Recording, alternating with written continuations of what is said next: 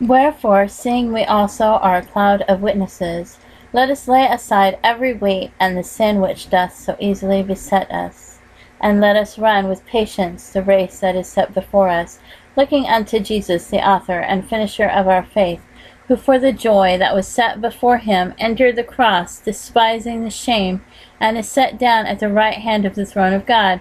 For consider him that endured such contradiction of sinners against himself, lest ye be wearied and faint in your minds. Ye have not yet resisted unto blood, striving against sin, and ye have forgotten the exhortation which speaketh unto you as unto children. My son, despise not thou the chastening of the Lord, nor faint when thou art rebuked of him.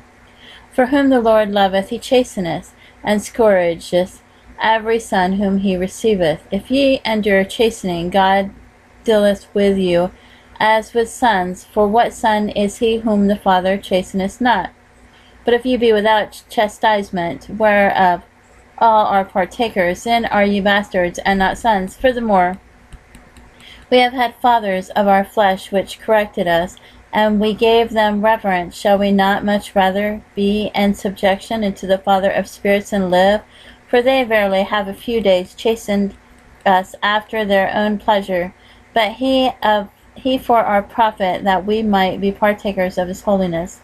Now no chastening for the present seemeth to be joyous, but grievous. Nevertheless, afterward it yieldeth the peaceable fruit of righteousness unto them which are exercised thereby. Wherefore lift up the hands which hang down, and the feeble knees, and make straight paths for your feet, lest that which is lame be turned out of the way, and let it rather be healed. Follow peace with all men, and holiness, without which no man shall see the Lord. Look diligently, lest any man fail of the grace of God, lest any root of bitterness spring up, trouble you, and thereby many be defiled. Lest there be any fornicator or profane person, as Esau, for one morsel of meat, sold his birthright. For you know how that afterward, when he would have inherited the blessing, he was rejected, for he found no place of repentance, though he sought it carefully with tears. For ye are not come to the mount that might be touched, and that burned with fire, for unto blackness and darkness and tempest, and the sound of a trumpet, and the voice of words, which voice they that heard entreated that the word should not be spoken to them any more. For they could not endure that which was commanded, and if so much as a beast touch the mountain, it shall be stoned or thrust through with a dart. And so terrible was the sight that Moses said, I exceedingly fear and quake.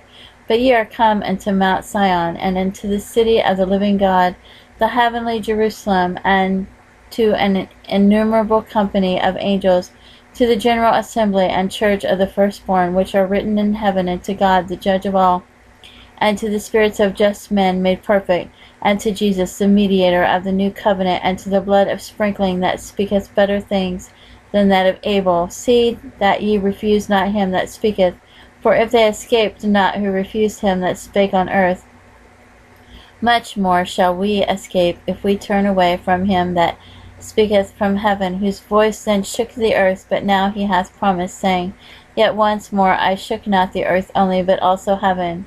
And this word yet once more signifieth the removing of those things that are shaken, as of things that are made, that those things which cannot be shaken may remain. Wherefore, we receiving a kingdom which cannot be moved, let us have grace whereby we may serve God acceptably with reverence and godly fear, for our God is a consuming fire.